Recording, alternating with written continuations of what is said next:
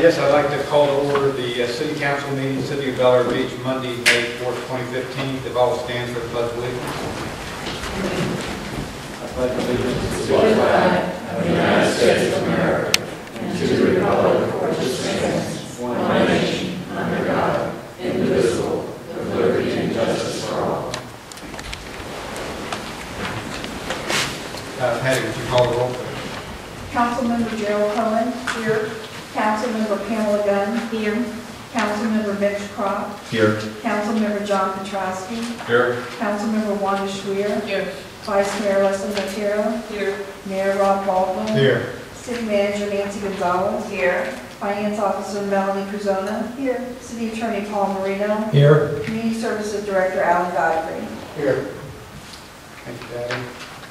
Item number one, the approval of the agenda. I would like to request a slight change and switch number 8 and 9 around, just the order, if there's no objections. Okay, do I have a motion for approval of the agenda? Move to approve as amended. Second. All in favor? Aye. Opposed? Motion passes 7-0. Item number 2, approval of April 6, 2015 City Council meeting minutes. Do I have a motion for approval? So moved. Second. Second. All in favor? Aye. Opposed? Motion passes 7-0. Item number 3, citizens' comments. Each speaker will be recognized once and limited to a 3-minute presentation on any subject that is not on the agenda. Is there anyone from the public that would like to speak? Okay, seeing no one, we will close the citizens' comment portion. Item number 4, proclamations. So we have a bunch today. Let's see, the first one, proclaiming Monday 21st, April 21st, 2015 as Power Talk 21 Day. I don't know what that means exactly, but started by Mothers Against Drunk Driving. The next one, proclamation proclaiming the month of May 2015 as Older Americans Month. Proclamation May 10th, 2015 as World Lupus Day. Proclaiming May 11th through 17th, 2015 as Women's Lung Health Week. Proclaiming May 17th through 23rd, 2015 as National Public Works Week. And the last one, proclaiming May 3rd through 9th, 25th as Municipal Clerks Week. We got something for everybody. So do we have a motion for approval of the proclamation? So moved. Second. Second. All in favor? Aye. Opposed? Motion passes 7-0. Item number 5, consideration of ordinance 15-01. Paul? Yes, sir. This is an ordinance of the City Council of the City of Bel Air Beach, Florida, amending Section 5462 of the City Code pertaining to an annual residential rental registration fee, providing for severability and providing for an effective date. Okay. This was more cleanup language than it was anything else, Mr. Mayor. All right. And this is the second reading? This is second, correct. Okay. Do I have a motion for ordinance 15-01? So moved. Second. Second. Is there anyone from the public that would like to speak? Any discussion from council? None? Patty, roll call, please. Councilmember Cohen. Aye. Councilmember Gunn. Aye. Councilmember Crop. Aye. Councilmember Petrowski. Aye. Councilmember Schwer. Aye. Vice Mayor Matera. Aye. Mayor Baldwin. Aye. Motion passes 7-0. Item number 6, consideration of giving up 3 parking by permit only spaces at Morgan Park. And earlier we had a quick workshop with Andy Squires and John Bishop. Right. So Mitch, you missed that, but Yeah, apologize. I mean, I guess the cliff notes of it, if we were to give up these 3 spaces, we would be down to a 333-foot deficit. You know, how that equates to dollar deficits, I mean, based on the last renourishment, it would be down to around 48,000. And based on the projected, which may be a little bit less, it was down to 28,000. So, I mean, there wasn't really any new information other than, you know, they support it, then obviously it gets us closer to the goal. But anyway, open it up for discussion. All right, what about if we give up 2 and keep 1 for the residents? Because I use it, I frequent that park and I use it a lot. And when my kids are in town, a lot of times they drive over and use it. And in the summer, there's no parking for the residents. Because there's, everybody else is in their parking and there's no resident availability. We've got 3 other parking lots. Pardon me? We have 3 other parking lots. Right, we do, but that one's the closest, so,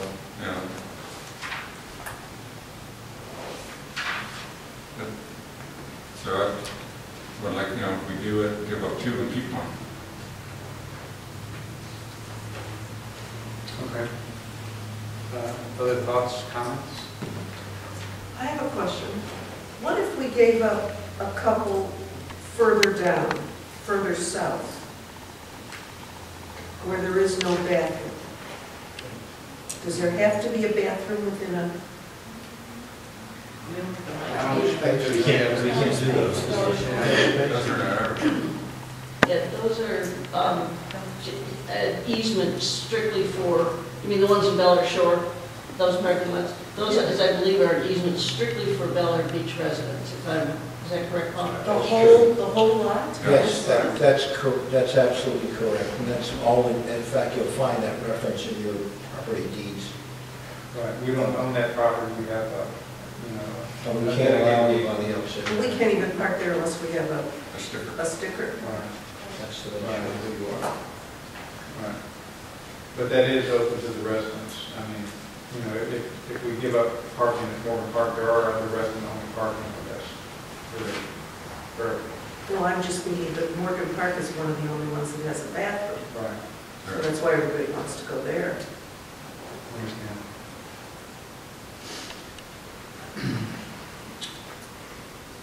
Any other? No, all of the spaces are available to residents, though. They don't have to pay to park there. If they have a sticker, they can park in those non-designated spaces, right? Yeah, they are. But it's just in the summer, you can't find a spot. Been waiting for parking sometimes.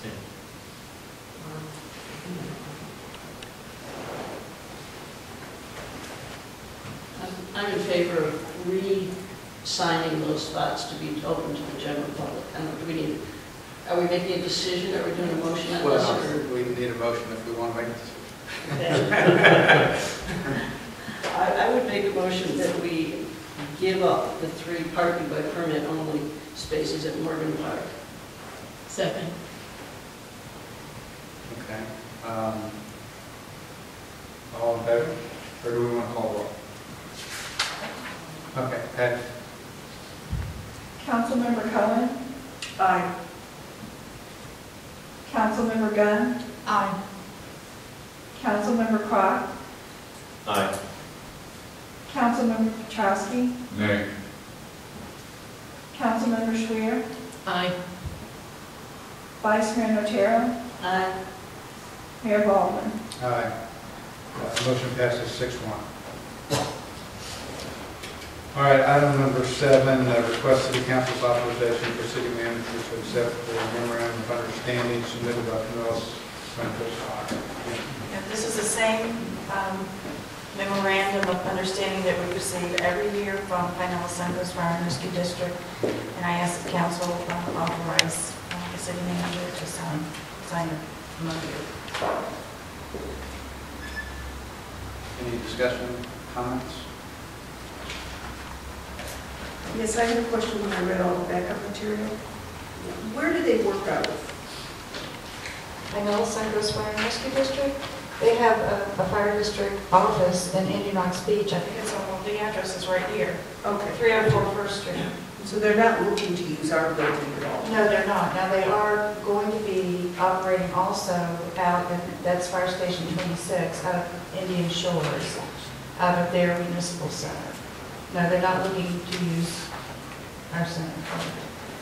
And the EOC is the Pinellas County Emergency Building down on Walsenham. The EOC building that we use is at St. Jerome's Catholic Church, and the vice mayor is going to tell you a little bit about that under council comments. Or I can do it now if you want. Or she can do it now. We went to a meeting, Nancy and I went to a meeting this week down at the EOC at St. Jerome's, which is south of Walsingham, just on the east side of the intercoastal, down by 688 Liquors, you go south from there. Hamlin Boulevard. What's it called? Hamlin Boulevard. Huge facility, and they took us on a tour of the Emergency Operations Center. If there were to be an evacuation, they have everything set up there. They will have tables for like each city to have their own staff there. That would be that Nancy, Allen, whoever is down there. They have provisions for people to sleep, people to eat. It's very well thought out in case there is an emergency evacuation. I was very impressed with this facility they have set up down there. And they're going to have an exercise on Tuesday, May 19th, and on Thursday, May 21st, to test out the provisions for the usage of this center. We're going to have all the guys from Pinellas Suncoast down there pretending it's an evacuation and an emergency. I would highly recommend that we enter into this memorandum of understanding with the guys from Pinellas Suncoast. And that allows sufficient coordination with the counties going down the road, and down Walsingham, the other center? Yes, Center? yes. Is Suncoast going to be split between the two, or will all the cities with an agreement with Suncoast be at St. Jerome? All the cities under it will be, of course, Beller Beach, Beller Shore, Indian Rocks Beach, and Indian Shores.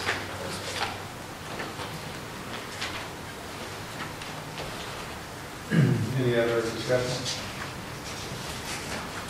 I would move for authorization. Okay. You have a second? Second.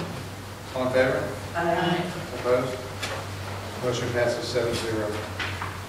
Okay, I'm skipping 8, we're going to come back to it. Item number 9, update on Gulf Boulevard Safety and Beautification Committee meeting. There is some backup under item 9, and I'll go through that real quickly. As you know, we've authorized and completed the first phase of this project. And the first page in that backup is just a kind of a chart. We're getting the money over time.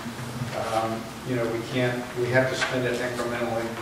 The first phase, what I'm calling the first phase, which was the pedestrian walkways and the bike racks, has been completed. And so really next month, I think Alan is going to present the recommendation for phase 2. And so I wanted to go through, there's some other backup in here. I think 3 or 4 pages back, you'll see kind of a summary, a cost summary that Melanie put together on the balance of the funds remaining to be spent, which is $245,000. I think we get another annual deposit in October, which is around over $500,000. So the idea, I think, is just, we want to try to be able to utilize these funds as it becomes available. And this has been presented to the Beautification Committee, and there's also in this backup is a booklet that Drew Coakley put together on the Gulf Boulevard concepts. And so the people on the committee have seen this, but this really walks through his view of, and in the beginning there's comments about that we had a workshop, I think on the 28th of March, and then these are his views of finished landscaping along Gulf Boulevard. Now what came out of that meeting was a recommendation to go forward with certain elements of this. The upgrades to the intersection of Causeway at Gulf, the 2 main entrances to the city, and also undergrounding the electric lines at the marina. But I really wanted the council to have benefit of kind of a brief presentation. And Alan, I don't know if you could, or Drew, could just sort of summarize what the recommendation was. Yeah, Copley designed and put together the project up and down Gulf Boulevard. Let's see, there was, I think Leslie was at the meeting on Saturday. The presentation was what Drew had put together to send to the beautification committee. Come in next council meeting, we'll be bringing that presentation back to council for council's approval on that and to proceed forward. The first part of that project will be working with the intersection, the north and south entrances, and the marina.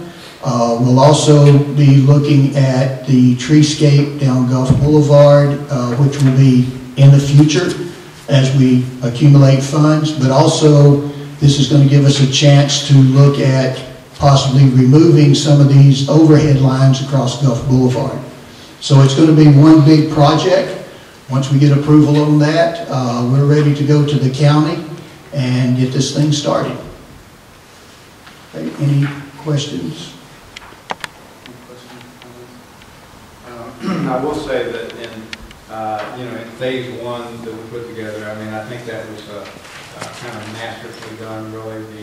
We leveraged the fact that we got some funds from the state for the pedestrian islands, and then as far as the bike racks go, it really benefited, it served two different purposes. It helped benefit the renourishment, plus, Well, I will give high five to council because the previous individuals that was here in the workshop were meeting their requirements with county funding. So, it's going to be a good project. We'll be able to meet their requirements, like I said, with the parking due to the bicycle racks and such as that, and still continue along with beautification improvements throughout the city. And that's really, the city's not having to put any of their tax dollars up for it. It's all county tax funded. So it's a good opportunity for the city. And the intersection improvements as well. I mean, you're sort of getting some benefits from the county and from... Right. We're looking at a 50-50 deal with the county as far as doing the mast arms. I had talked with Tom Washburn and Sergio with Pinellas County. They're working on the design of that project now. We're also trying to acquire some transportation impact fee money, which is due to the city being next to Clearwater Beach, and since they have to pay transportation impact fees every time they add a new building in there, we should be able to be a beneficiary of that, and the county's also looking at that. If that comes about, then we should have a good funding benefit from this whole project. So keep your fingers crossed, and we'll try to work with them as Time frame to do phase two? Well, if council approves the design and everything, the day after we get the approval on the design and everything, I think we're ready to go to the county for permitting. I think that's where we're at. We're ready for permitting and bidding now. Yeah. So as soon as we get the approval from council, then we'll be ready to go. Does that include the corner also, or is that separate? No, that'd be the corner. You're talking about the intersection and the corner back up? Yes. Mm-hmm. Yeah. We'll bring the boards back in. I'll have them set up at next council meeting, and Drew's done an outstanding job on the improvements of that intersection. It really, and I've done a lot of beautification projects up and down the roads, Seminole Boulevard and places like that, but it was even amazing to me. I mean, it's really going to look good. I think that'd be something that the city will really be proud of. Yeah, and kudos to Drew. I mean, he took, in the pedestrian islands, made a bold statement, and with the bike racks, it's sort of subtle, which is really what we were looking for. So the design of the bike racks, I would say exceeded the requirements for the residents. They was concerned. I got several calls, we want these things hid, but it came out great. You don't even notice them. So, and actually the condo associations have called and said, we don't need the landscaping around the bike rack, so that's coming out, and we'll be spending that money elsewhere. So it turned out it's a good project. but it's also meeting your beach renourishment requirements. Yeah. So thanks, Alan and Drew, for a job well done. There wasn't really any action so much just to have an opportunity for those that hadn't seen it to comment. I don't know if there are any other comments or questions. I have one observation. I was coming back up Gulf Boulevard one night a couple of weeks ago, and I was coming through Indian Rocks Beach, and I realized that the lighting they have at their pedestrian crosswalks with the trees, the lighting highlights the tree as you're approaching the crosswalk. So it's going up and it's highlighting the tree. Our lights, the way that they're focused down, the trees are very dark when you're driving at night. The lights on the side, yes, you can see the sidewalk.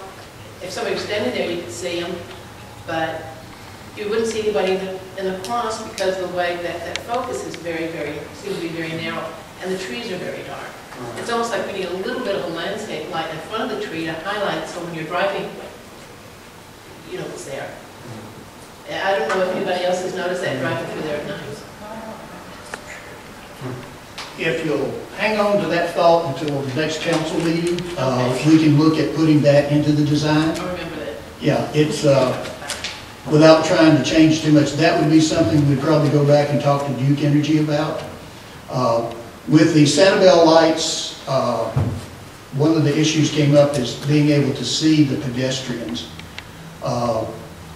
With what you have at Indian Rocks Beach, and I think St. Pete Beach also has the lights up in the trees, sometimes you have a tendency to lose the pedestrians in that crosswalk. So that's why we use the Sanibel lights.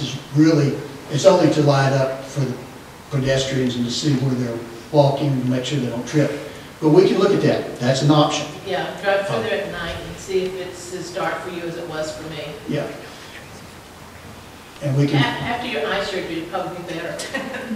I'm not getting into that because my wife was right, okay?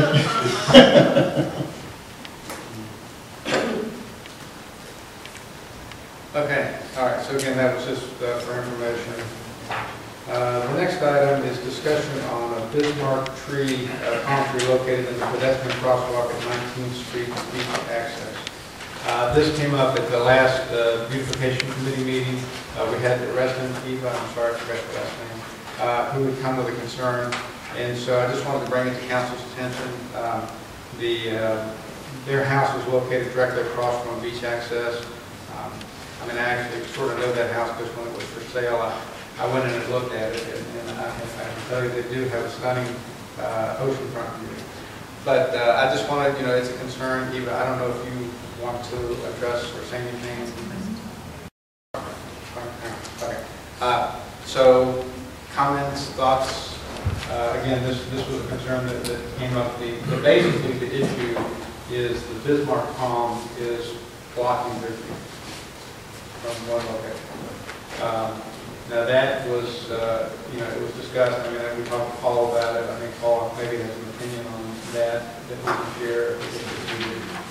But there was a big concern about how that view is obstructing their view of the beach. Okay.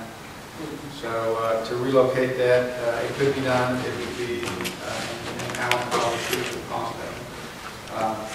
But just wanted to. Well, where would you relocate it to? Well, there was some discussion about maybe moving it to a location where it would be like in the future where we have a Bismarck palm on the boulevard upgrades. So you're saying don't replace it with anything? Well, that's really that's the discussion. So are both trees blocking their view or just one? I believe it's just one.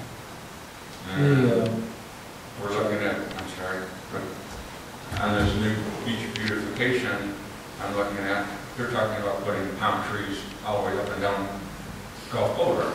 So that's going to be blocking people's views also. So we're going to go through the same problem again when we put palm trees all the way up and down Gulf Boulevard. Right, and that was brought up also at the meeting as a potential concern. The types of trees that Drew had recommended, I think foxtail, they're not as large as Bismarck. So it would be that same type of tree. But, you know, that was brought up as a concern. The legal issue, and I think Leslie may weigh in on this. The legal issue is that not only here in the state of Florida, but elsewhere in other states throughout the union, there's no right to review. And you could be potentially opening up a Pandora's box with this matter as it pertains to this particular one, because we don't know what the total scheme's going to be, how many other trees are going up, what effect it's going to have on other property owners that are going to claim view. And I don't want to see the council set a precedent, but in fact, there's no legal right, according to our research, to a view. There is or isn't? Is not. Okay. There's not a legal right to a view. And apparently this has been. Well, I think you're saying Pandora's box is a very good issue. Well, I think I've kind of made a position, not from a legal standpoint, the potential of opening up, setting a precedent in this. If you do for one, you're going to do for all. And then it could potentially get out of hand, and when somebody's rejected, they may want to come after us. But I just want to tell you what our research, Leslie, did you do it wrong? Yeah, oh, I agree totally, and as I was thinking about this, it sort of reminded me of the situation we got in with people landscaping their lawns with rocks. We didn't enforce it, and we didn't enforce it, and then we tried to enforce it, and we couldn't, so we had to go back and change the rules. I mean, this is kind of the flip side of that. That's sort of the Pandora's box, slippery slope, you know, I don't know what you want to call it. But that's my feeling now. Yeah, I mean, I can certainly sympathize with the issue that they've got out there. You know, the problem is, I think the city's exposing itself to, you know, we've hired an engineer to do studies to do this properly so that it'd be a safe haven for people to cross the street. And then we go and pull the thing out, someone gets run over there. Was that something we did then also, against the recommendations of the engineer? That could be a problem. And the other part of it is, I think, goes to a larger issue in the city, is that we've had dozens of meetings about these that have been fully transparent. People could see all the plans way ahead of time. That's the time to get involved and see what's going on, voice your objections then, not after the fact when it's all done.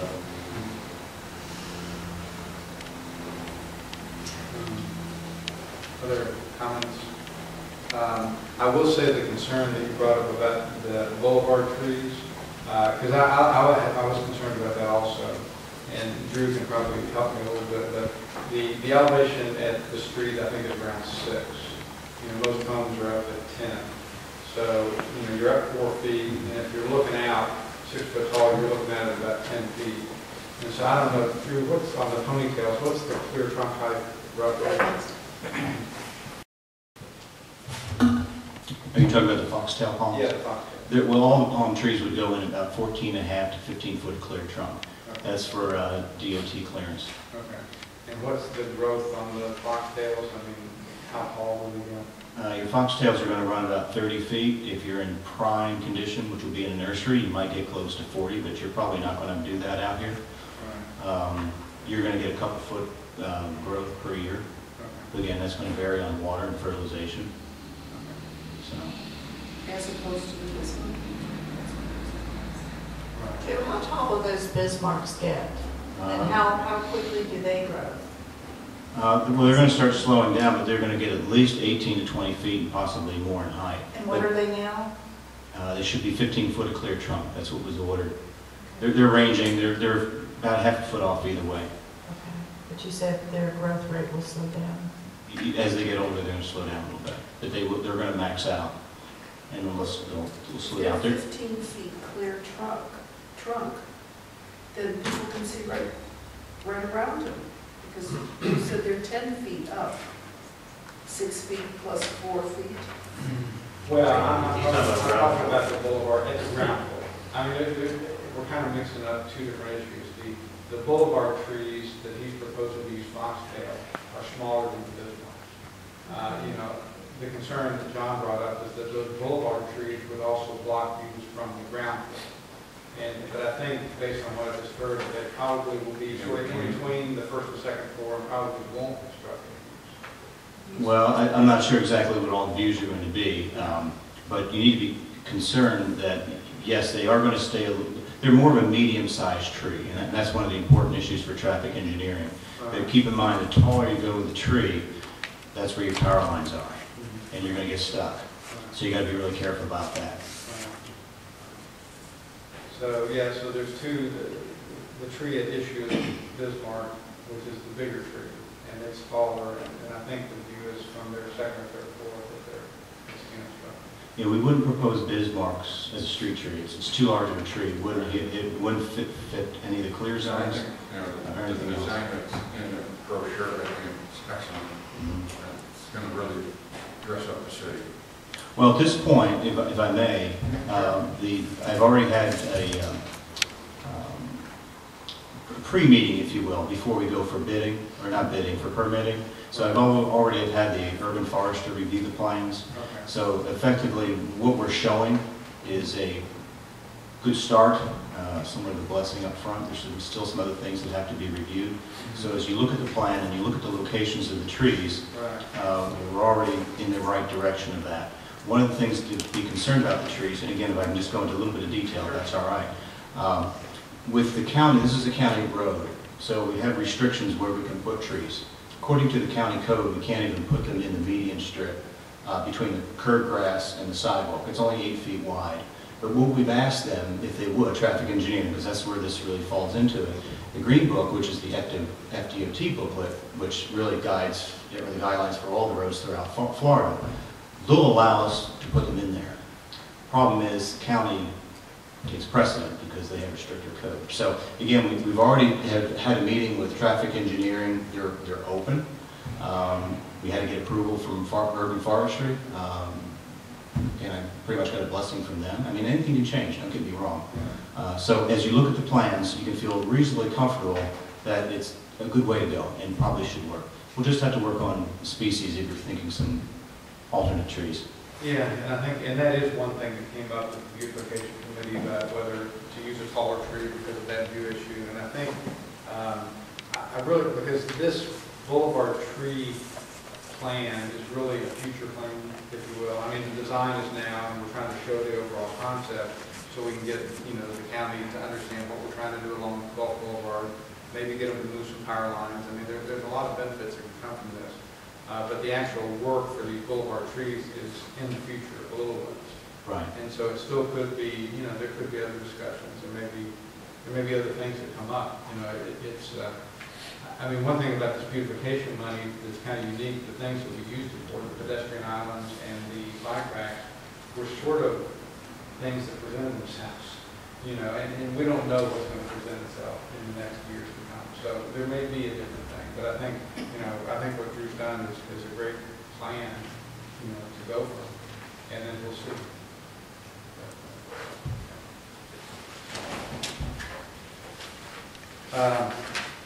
Eva, would you like to speak? Yes. First, I'd like to show everybody what I'm talking about with the view.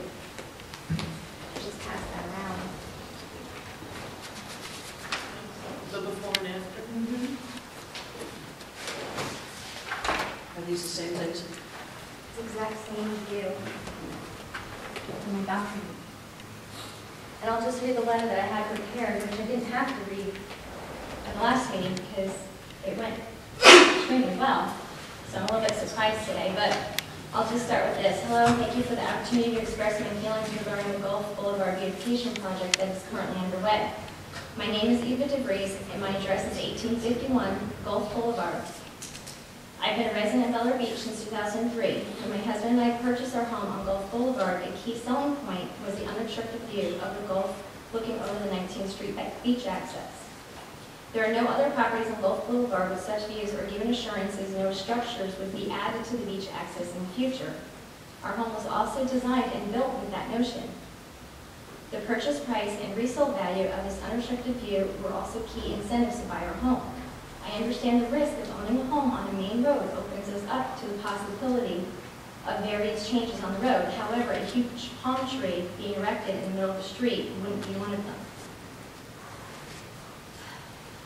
I have included a photo of the before and after view of the palm tree in my home. I haven't had a chance to research the financial impact of my property or the resale value due to the palm tree. I would imagine there will be one. It's not just about the financial aspect, it also just makes me sad that our view is taken away by a palm tree. And so we don't have any legal right to a view, but as a resident in Bel Air Beach, we all try to get a piece of the pie with our homes. Please take a moment to imagine this was your own home and how it would impact you. If I could be so bold to say, if this was your address, the median would have been just a little moved or taken into consideration. That's really about it. I mean, the whole notion of not paying attention beforehand is, I mean, I don't have an excuse. We're young. I've got a 4-year-old and a 9-year-old, and I'm busy. So when a tree pops up in the middle of the street one day, that's when I notice it. And I spoke to Alan the morning the tree was going in, and when he said the palm trees are going in today, I did say to him, "You've got to be kidding me, the palm tree's going to block my view." And you know what he told me? "Yeah, it will." And I was devastated. I was sick to my stomach, and I couldn't even breathe. That was on a Wednesday, I believe. And I spoke to him again on Friday, begging him, what can I do to make this tree move? He was adamant the tree will only go down from a storm. That's it, that's what he told me. The only thing that would bring that tree down was a storm. And then I found out that there was a meeting on that following Monday, which is what I came to. So I know that there's no legal aspect to a right to review. But what we spoke about in the beautification committee meeting was we all buy our houses to get a little piece of it. If you drive up Gulf Boulevard, there's maximum 5 houses that are 2- or 3-story houses that you have to consider your view across the street. It's not a lot to just move a tree here or move a tree a little bit that way, and that just also came up in the discussion at that meeting. It was just tweaking things. Now I get it, that's a big tree right in front of my house, and I have a view on this side of my house, but I don't have a view now on this side. So I mean, it's really disheartening as a resident of Bel Air Beach. So that's what I have. Thank you.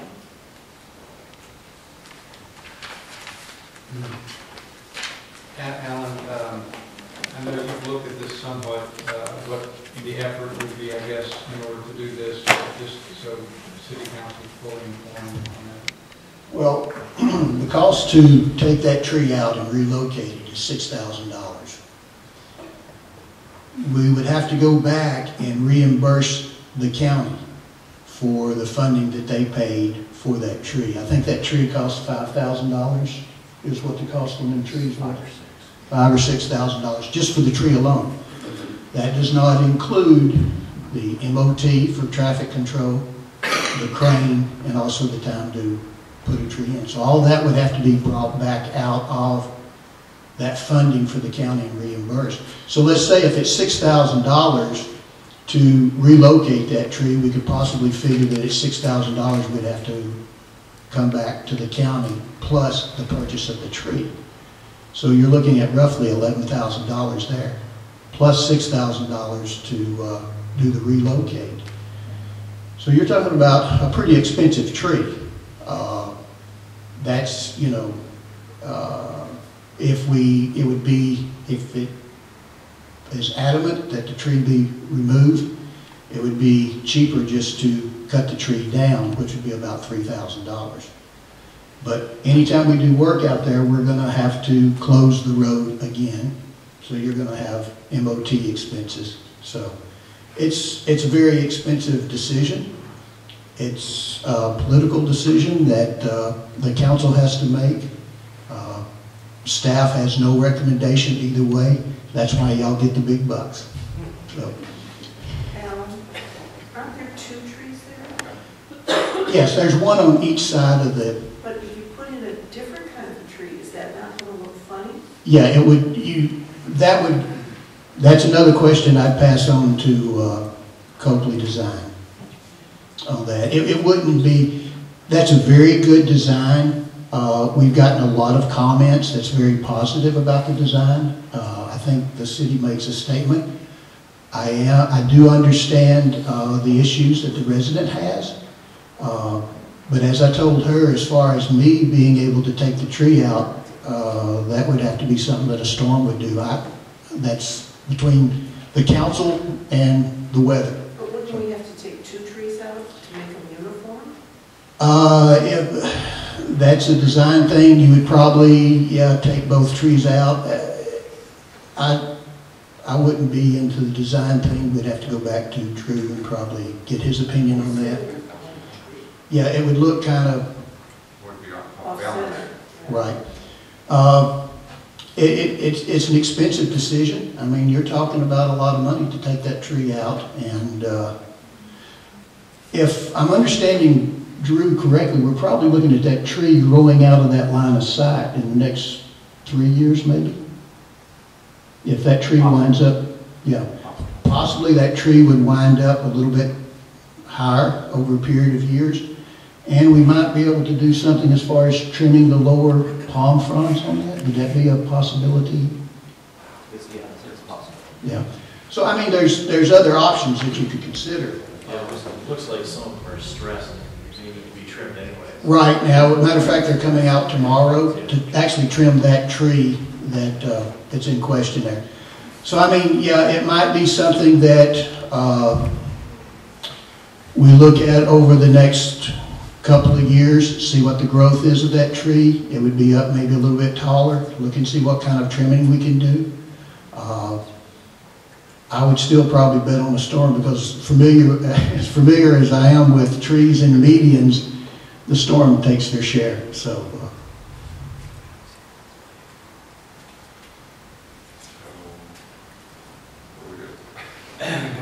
Well, I mean, I brought this to council because of, what I felt was a legitimate concern. I mean, as I said, I just happened to have been in that house before and seen that view, and so I can certainly understand, and I think anybody that was in that situation would understand.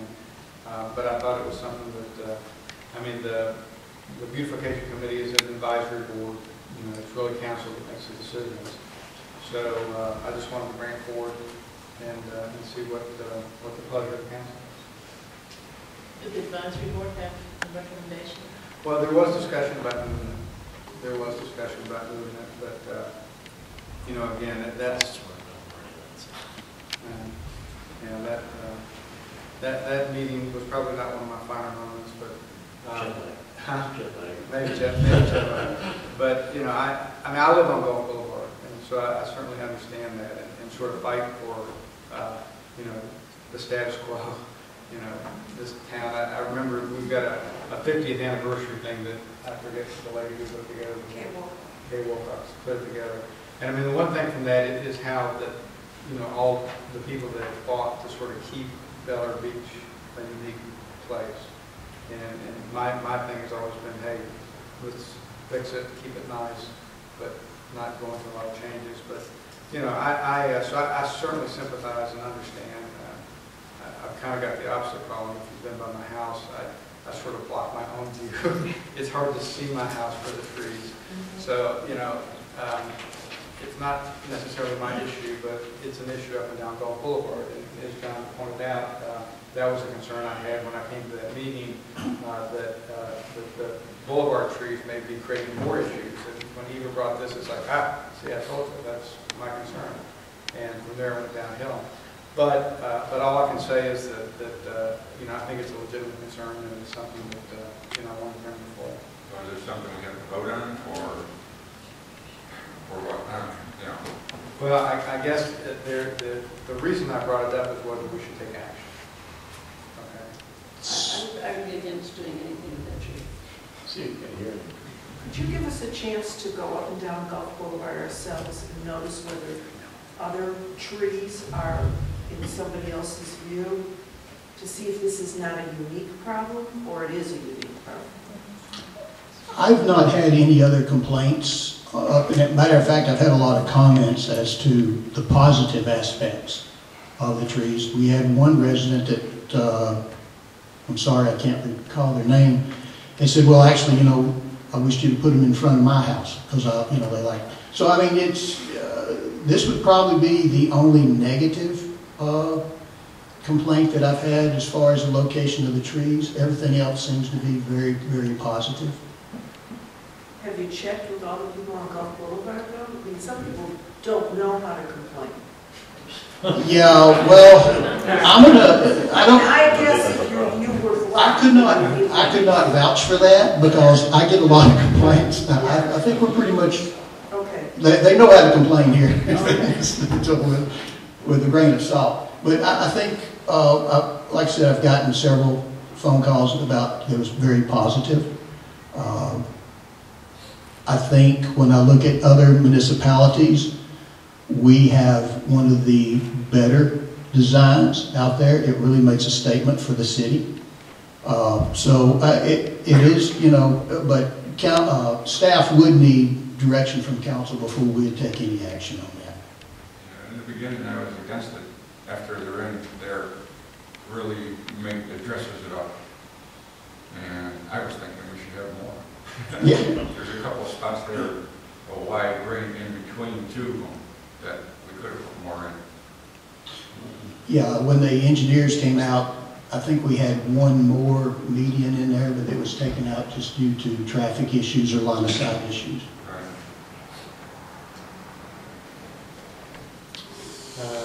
Okay, so, I guess I'm just looking for other comments, if there's a consensus to take action, or... I would agree with Leslie to see if time can heal the issue. I'm sorry, I can't hear you, John. I'm sorry. I would agree with Leslie not to take any action other than monitoring and trimming it as much as we can, kind of, and seeing how it grows. I have a Bismarck in my front yard, and that puppy's grown pretty fast, and my husband trims it up quite a bit, so, yeah, time, I think, will make a big difference. I say leave it. Can I approach you? Yes. Can I say something? I wasn't here the first time, so. Could you state your name? Oh, I'm Kurt DeBrady, Sunbeam's husband. Our house is very unique to Gulf Boulevard. We drove up and down from Reddington all the way down to San Key, and there's no homes with that view along Gulf Boulevard. And I'm not talking about a house that I see through a house to a sliver. I mean, you see what our view is. That's our view. So by that tree there, it takes away that whole view.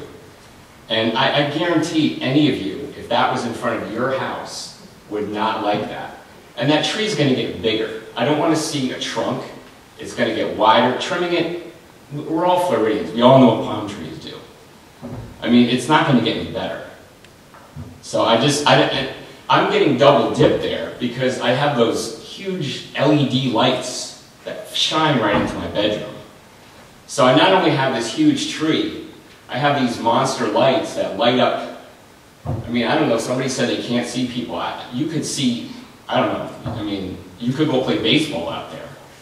They're so bright. So, I mean, clearly we're upset. I mean, I'm not going to come and yell and scream, but I mean, it is a little ridiculous that you guys would say, oh, let's just let it grow and see what happens, or, oh, it's not my property, I'm not worried about it. So if it was, you know, I mean, just think about it. Think about, close your eyes and go, oh, that's my property. Would I be happy with that? So. Martha, did you? Please state your name and address. Martha Vasquez, 2500 Gulf Boulevard. I live next door to Morgan Park. When we bought our condo, a palm tree blocked our view from the balcony of the Gulf. Literally, we just saw the palm tree. It's grown, our view is much better now. So it does grow. I also sympathize with what you buy changing. When we bought our condo, we had basically a private beach. There was no public parking in Morgan Park. There was no public parking on the street. It was never an issue. It has been a long fought battle, and the council has done everything they can so that we can continue to get renourishment. So it's part of the problems of living in a city, that you're going to have limitations and things are going to change that you have no control over. And I'm really sorry that your view is impacted. You know, Our quality of life in our condo complex has been severely impacted by opening Morgan Park, continuing to have public access on both sides of our property. So it's cost of living in the city. Any other comments? It seems that we have a consensus to take no action.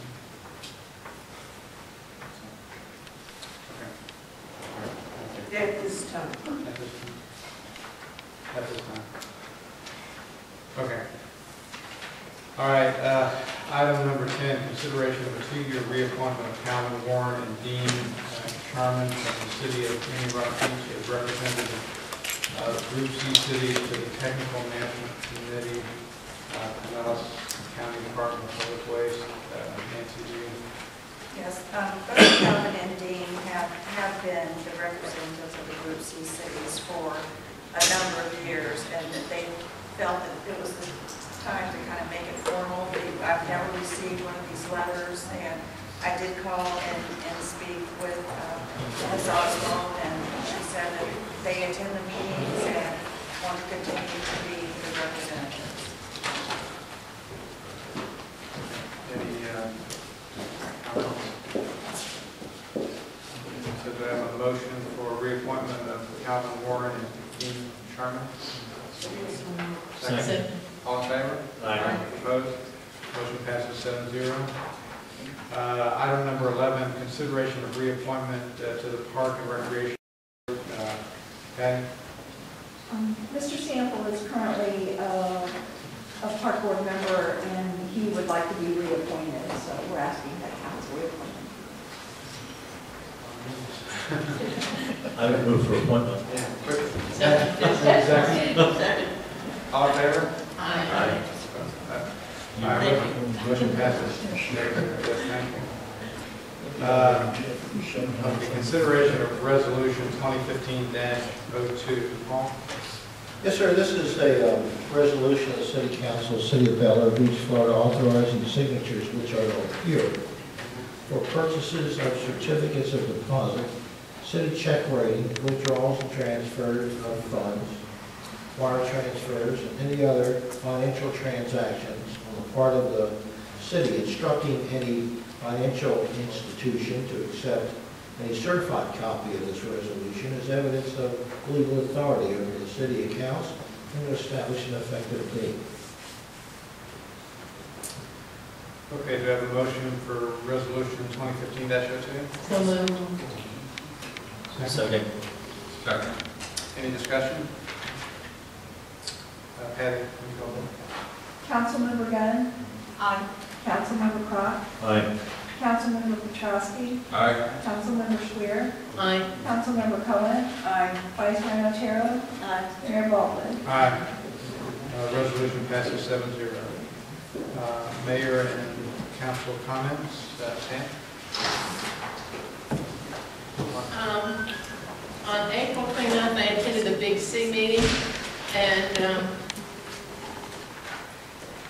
they presented their budget for fiscal year 2015, and Pinellas County is once again paying for the Big C dues for the FSBPA Beach Watch. So the Big C is going to have a surplus. Due to that surplus, they're changing the dues to only $100 per city for this next year. And part of one of the biggest presentation was Maya Burke, the Senior Environmental Planner for Tampa Bay Regional Planning Committee. She spoke about the resiliency planning for Tampa Bay. The resiliency planning is for long-term planning, and their focus right now is on sea level rise. They're using some NOAA data for sea level rise that goes up through 2100. Right now, the projected rise is 6.1 inches per year, and they pointed out that cities need to be considering this as part of their long-term plan for assets like water planning. Stormwater. And that in 50 years, the rise in Tampa Bay based on the tide measurement at St. Pete is about 3 feet. And so when you're looking at assets that have a life of 40 to 50 years, looking out 50 years, you've got to know the water's going to be. And luckily, she didn't work for the state. And that's all I have. I'm good, thank you. Huh? Yeah, a couple of months ago, I brought it up, you know, with the landscaping, people parking on the boulevard. And they stopped for a while, and now they're starting to park there again. I don't know if there's anything, you know, we could talk to the sheriff again, to see if they could park down the side streets. The problem is when they're parking in the middle of that street, the guys are walking from the back of those trucks right across the street, and I almost hit somebody the other day. It's just like, you know, they love to keep walking as they're looking. Now, is that, do you know where he's talking about? Is that? Oh, it's all down Gulf Boulevard. All They just, down. yeah, they're cutting the grass in some of the, like, Beller Shores and so on, and they Yeah. don't want them pulling in their driveways. I think, Nancy, correct me if I'm wrong, we had asked the sheriff department to enforce that parking in the middle of that turning lane there, We can do it again too. and we can step that up. And Yes. Because that is illegal, right? right, yeah, they're not supposed to be parking in that turning lane. So, Nancy, and would it help if we passed it and we called you and say they're parked out there right now? It would be better if you called the sheriff's office, the non-emergency number. Okay. the patrols, we've got some pretty good deputies now that they'll start watching it. And like I said, they stepped it up for a while, and then of course, you know, other things come up, so we could ask them to start looking at it again. Jerome? Yeah, I have had nothing but compliments from non-residents of Bel Air Beach that have driven down and said how beautiful everything looked and really noticed the difference. Yeah, I've had comments too from people that don't normally comment. Right. You know, that That are more critical than. well, yeah, the owner of Hammerhead Hardware across the road, he mentioned how nice it was. Yeah, and this was a real estate person who was really. Yeah, it looks like it's gonna get better. Yeah, I agree. That's one. Yeah, I attended a couple seminars lately on the National Flood Insurance Program. We all know, what a mess that has been.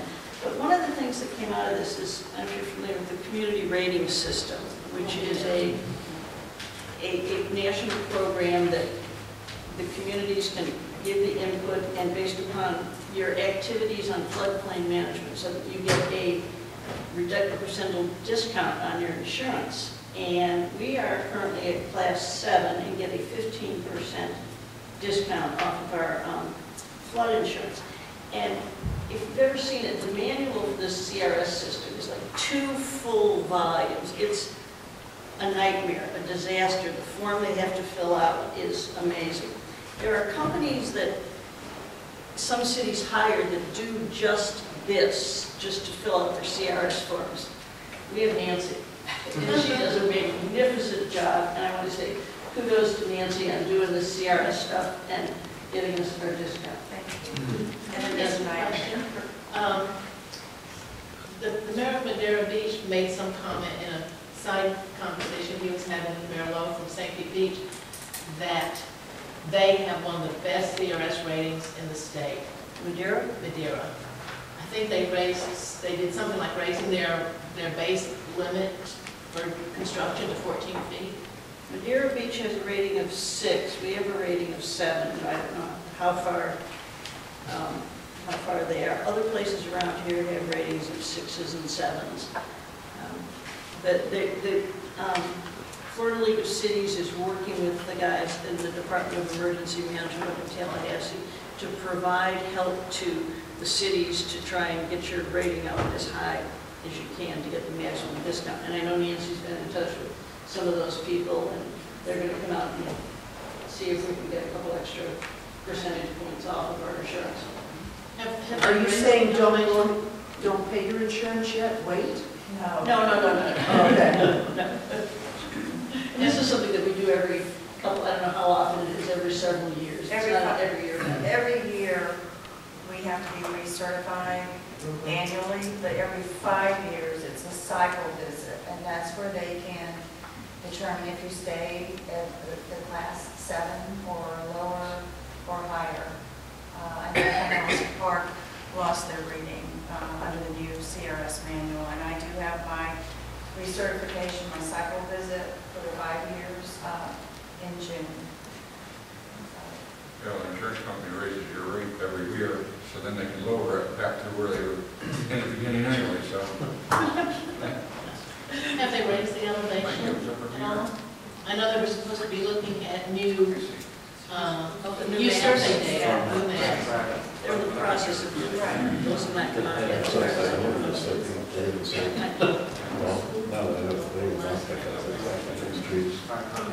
Nothing else? All right. But yeah, that is true. I think some cities actually have a separate person that does that job. Yeah. So kudos. And by the way, I forgot the last time, I got the evaluations back for Patty and Nancy, and they were off the charts as usual. We did have one, a hard grader who's not here any longer, but he was just like above average. But no, I just want to say thank you to both of you. There's no precedent. The other item, one I had to do with a discussion on an ordinance for temporary roof. And this came up, Mark brought it to our attention. There's a house that has a tarp over the roof, and we went to look to see if there was anything in the code that really could be done about that. If the code doesn't really address it, it seems like a prudent thing to address, since in the event of a storm, you probably have a lot of that. So it probably should be addressed as to how long you can stay there, what's the requirements, because there's not really a permit required for a temporary roof, so theoretically you can just keep it up there. And so it's a good point that I think, and I'm just sort of looking for consensus if that's something that maybe Paul, you can take a look at. Council, makes sense. Is that everybody good with that? Okay, so, yeah, consensus. The last item I have really has to go back to traffic, and I've been gathering some more information, and Nancy and Wayne, thank you for the stuff that you sent me, or at least pointed out from the Sankey, the paper. Had a big article, I think, last week about, the density that's going on Clearwater Beach. I moved here 11 years ago, and we looked down at Clearwater Beach in Carlisle, but I wouldn't go there because it was too hard to get out. And that was 10 years ago. And all they've done is add more rooms. They continue to add rooms. It's probably great for bed tax and other purposes, but it really is having a big impact on this city. There's only 2 ways in and out of that city. So I just, I want to continue, and I guess Nancy's gathered some information. We were going to talk to... We're trying to get someone from the MPO to come to our June meeting. So again, I think it's a big issue now that's only going to get worse. And so we'll just continue to work on it. That's all I have. Paul? Oh, sure. Since the last council meeting, we've got a request in from a Crown Castle NG LLC. It's a communications company that seeks application. And I might note that it's been certified by the Public Service Commission as a local area telephone company. And what they do is they'll go into a city and they'll lease lines from existing major carriers and then resell them to the local residents at a rate less than that carrier charges. That same carrier charges the customers. So it's an interesting proposition. So they are certified for what they call local area telephone service. And I didn't have any real concern. They wanted right-of-way rights. As you know, that both the federal government and the state of Florida has virtually taken away from municipalities our absolute control over our right-of-ways when it comes to telecommunications. I think it was 1997 when they passed the Telecommunications Act in the state. So after looking at it, I had some technical questions for them, which I've sent in a letter, copied both Alan, copied city manager. So we'll see what their response is going to be with regard to my letter. But I'm not concerned about it. I thought at first they were a company trying to build a tower. And they're not certified by the state to build towers. So they're just certified to do this local area. Of course, I might convince them to try to put them underground if they want to.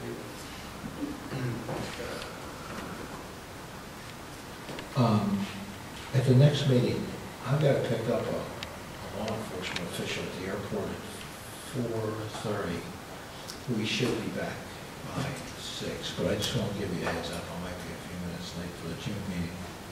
He's going to be working in the area on law enforcement issues. Okay. All right. Thank you, Paul. Yeah, I just have two things. At the last meeting, Chief D'Angelo came and gave us an update on EMS and the fact that they were going to be having a station, now 26 in Indian Shores. And he asked the city for their support, to support the fire district, and there was no action taken. And the very next day, I had a phone call from him, and I knew exactly what it was. So I'm asking the council is, do you want to support the Pine Hills Suncoast Fire and Rescue District? And if you do, I'll be happy to write a letter. You all got copies of the letter that Mayor R.B. Johnson wrote on behalf of Indian Moss Beach, but there was no action taken, and we need to either let them know that yes, we're going to support them, or no, we're not. What are we supporting them in exactly? We're supporting them as far as the EMS funding. I believe he explained that their district is not getting the share of the funding for the EMS that they should be getting. The county is keeping more. So I believe he's already had a meeting with the county to discuss that, and also support that they do have that other station in Indian Shores. Now, I did call the fire district just the other day and said, look, is it too late to send a letter? And they said of support, and they said it's never too late to send a letter of support, so. I support them. Yes. Okay. Yeah. I will send them a letter. Okay. And then the only other thing I have is just to remind everybody of your photo shoot before the June 1st meeting to be here at 5:15. This picture goes into the Florida League.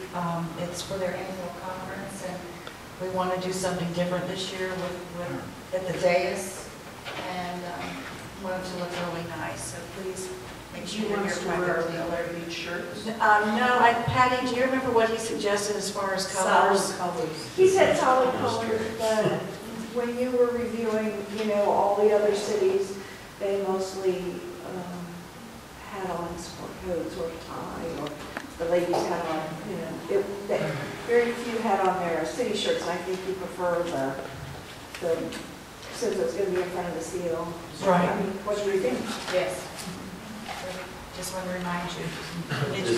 Business casual? Yes. 5:15. Festive. Yeah. And that's all I have. Okay. Motion to adjourn? So moved. You're adjourned. Excuse me, I can get that jury. Okay. Yeah. Oh, I'm sorry. Sorry about that. What? Dennis Gallen, 2900 Gulf Boulevard, Beacon.